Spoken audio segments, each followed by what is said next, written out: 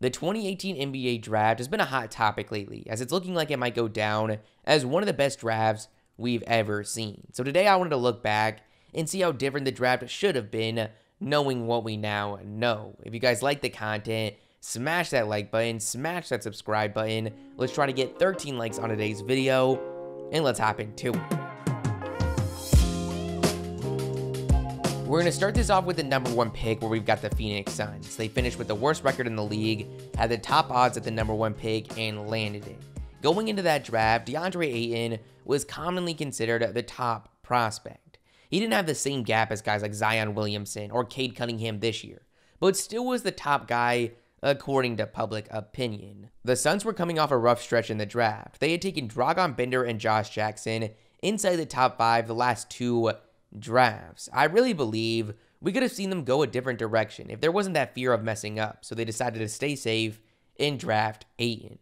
This is a tough pick looking back, as on one hand, they had a chance to get Luka Doncic, who's already one of the best players in the league, and he's in just his 3rd season. But on the other hand, Deandre Ayton has been huge for this team, and he's a big part of why they're 2 games shy of an NBA Finals appearance. But even with that said, if the Suns had the ability to time travel, there's no question they're taking Luka Doncic. This team right now has a title window with Chris Paul, but Paul's 36 years old. With Luka Doncic, they would be on pace for an historic dynasty. Luka Doncic has averaged 28 points, 9 assists, and 8 rebounds this season, shooting 48% from the field and 35% from 3. Sharing the backcourt with Devin Booker would just be scary. At number 2, we have the Kings, who originally went with Marvin Bagley, who between underwhelming development and injury struggles is definitely falling in this draft. Now, the guy we have going here, some might argue could be the top pick, but that's ridiculous and purely recency bias. Luka is going number 1 in the event of a redraft. Here at 2, the Kings are taking Trae Young. Now, I know some people are already commenting about the fact that they have De'Aaron Fox, and while yes, that is true, the gap between Trae and the next guy in terms of value is so big that the Kings are forced to take him and make the roster decisions later. Trae Young is fascinating. I really don't understand how this villain narrative has followed him since he was in high school, silencing the screaming overrated crowd. It's interesting to look back at him as a prospect. While yes, he was a tiny 6'2" point guard that wasn't bringing any defense, when you've got a guy that went out there in his freshman season, put up 27 points and 9 assists, shooting 36% from 3 on over 10 attempts a game in college, while you might have specific concerns, you're probably dealing with a special talent that shouldn't go overlooked. This season, he's silenced all the hate. He's averaging 31 points and 11 assists in the playoffs. The Hawks have a 1-0 lead on the back of Trae Young's 48-point performance against the Milwaukee Bucks. The Kings don't hesitate. They take him despite the presence of De'Aaron Fox. 3 is going to be the Atlanta Hawks. They originally traded down to 5 where they got Trae. No trade happens here in this redraft. The Hawks have a lot of guys they could choose between. There's guys like Deandre Ayton, Michael Porter Jr., but they go with Shai Gilgeous-Alexander. As a biased Thunder fan, Shai Gilgeous-Alexander is the real freaking deal. Going into the draft, people were excited about his athleticism and size, but there weren't many that thought he had the offensive upside we were seeing in just his 3rd year at any point in his career.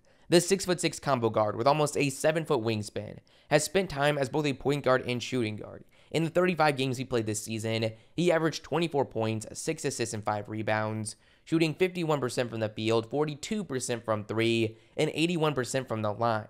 This is an interesting what if, as SGA could have probably came back if the Thunder weren't tanking, so with him on the Hawks, how different does their season look?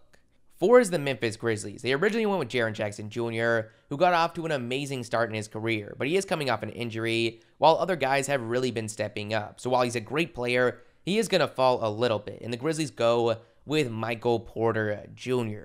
Michael Porter Jr. came out of high school as the clear number 1 pick, but after a back injury that caused him to miss practically his entire freshman season at Missouri, his stock fell off a cliff. It was really up in the air where he was going to go in the draft.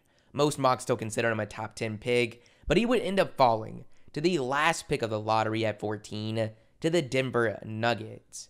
I understand having concerns about injury, but man, 14 is just insane for a player with this much upside, especially when you had a team like the Clippers that had back-to-back picks. He missed his first season recovering from injury. Last year, he took the court, but spent most of the season as a role player, averaging 9 points a game. This year, he made a case for most improved, averaging 19 points and 7 rebounds, with some of the best efficiency in the league, shooting 54% from the field and 45% from 3. I really think MPJ is still just scratching the surface of what he is capable of, so the Grizzlies are more than happy to grab him here at 4. It's crazy how stacked this draft is. The fact that a player of his caliber is going here at 4, and the board is still absolutely loaded. When it's all said and done, this legitimately might be the best draft of all time. At 5, we've got the Dallas Mavericks, who sadly miss out on Luka Doncic. There is really so many players they could go with, but with the concerns about Collin Sexton coming from his own teammates and Jaren Jackson Jr. coming off injury, they go DeAndre Ayton. Now, this is what I think would happen, not necessarily what I would do. I like DeAndre Ayton. I didn't expect him to make the progress he has on the defensive end. He's really become a two-way beast. He's getting a lot of buzz right now, but I really think the sentiment around him is helped by his contract. There's very few centers, in my opinion, in today's game that deserve max money, especially a guy like Ayton that could be forced off the court in certain matchups. On a rookie deal, he's incredible, but I really have concerns once the Suns had to give him that max rookie extension. But for now, I have him here at 5.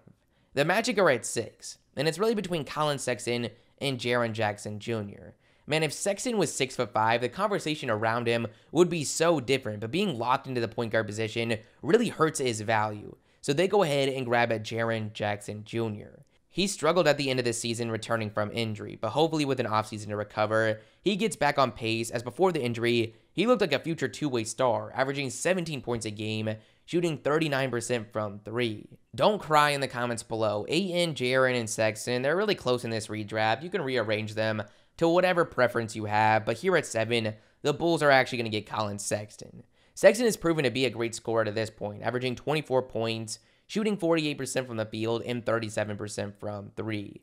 But I really don't think he's a great fit on this Bulls team, but with him having by far the most value of anyone on the board, they just go ahead and take him. After Sexton, we clearly enter a separate tier, but there's still some great talent up for grabs. At 8, we've got the Cavs, and I really think this one's between Mikal Bridges and Gary Trent Jr., who I'm going to have them go with, as I think he has just a little bit more upside. This year, he averaged 15 points as a 39% three-point shooter. This was a breakout season for him, and he only projects to improve, which is going to put him in line for a pretty big payday this offseason. Then at 9, we've got the Knicks, who go ahead and grab Mikal Bridges, who's been an underrated part of the Suns' success this year. He's one of the best 3-and-D wings in the league. He averaged 14 points, shooting 54% from the field, and 43% from 3.